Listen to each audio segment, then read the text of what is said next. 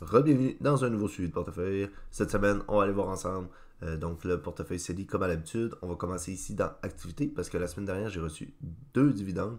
Donc 17,64 de VFV. VDY, j'ai reçu 8,45. Donc le 8,45, je l'ai réinvesti dans FBTC et le 17,64 de VFV, je l'ai réinvesti dans VFV. Donc je vais garder ma position sur le S&P 500 avec VFV. Tandis que là, j'essaie un petit peu encore d'accumuler du FBTC. Donc j'ai pris ce dividende-là pour en acheter. Et si on va regarder le dernier dividende de VFV, on va aller voir le montant qu'on avait. Donc ici, 17,74. Et là, on est pratiquement au même, donc probablement qu'ils ont modifié un petit peu le dividende sur cet ETF-là ou quelque chose du genre. Mais c'est pratiquement semblable. Ensuite de ça, le prochain dividende qu'on va avoir, ça va être à la fin de ce mois-ci parce que là, on avait eu donc en début de mois VV et à la fin du mois, on a eu celui-là de TD. Donc là, je m'attends environ à avoir à peu près 24$ de TD d'ici fin octobre, le 31 octobre, le 30 octobre probablement. Donc ça devrait ressembler à ça. Si on vient ici sur Home, donc ici 21 922, nous ce qui nous intéresse ici c'est le CELI avec 14 504,54 pour un rendement de 25,11%. On va aller voir dessus. Ici, on ne peut pas encore utiliser cet argent-là puisque ça prend 1$ minimum. On a Call.un à plus 7,37%, FBTC à plus 4,84%, TD à moins 8,2%, donc TD avec la nouvelle la semaine dernière, là, donc quelqu'un me l'a mentionné en commentaire, donc la nouvelle où TD devait payer une amende là, aux États-Unis, donc c'est ce qui a fait en sorte que TD a chuté la semaine dernière. Donc je pense pas que ça soit mauvais pour du long terme.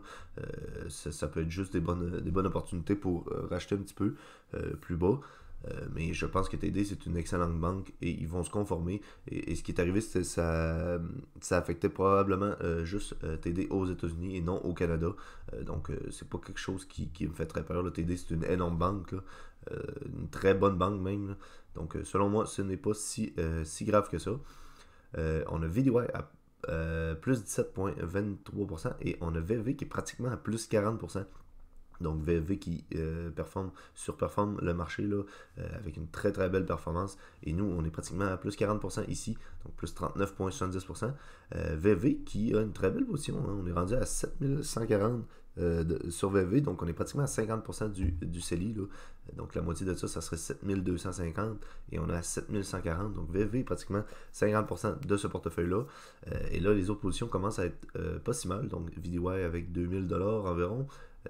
TD à 1850, on a FBTC à 1250 et on a Call.un à environ 2200, un petit peu plus que 2200. Donc les positions commencent à ressembler à quelque chose, mais dites-vous qu'il faut commencer avec des petits montants. On n'a pas ces montants-là en commençant avec toujours 10 000$ qu'on met là-dedans. Là. On commence avec 100$ par mois, 200$ par mois. Donc moi, je fais ça depuis le début. Merci à ceux qui suivent depuis le tout début. Donc là, je vous suggère d'aimer cette vidéo, de commenter si ça vous intéresse, de vous abonner aussi si ça vous intéresse évidemment. Vous pouvez aussi vous créer un compte Wealthsimple. Vous avez un lien en description avec 25$ de bonus. Donc c'est toujours ça, 25$ de plus à investir. Vous avez le choix de le mettre dans votre CELI, dans votre compte cash, le transférer vers votre banque, peu importe. Vous en faites ce que vous voulez, mais ça vaut la peine. Nous, on va se revoir la semaine prochaine. D'ici là, prenez soin de vos investissements. Bye.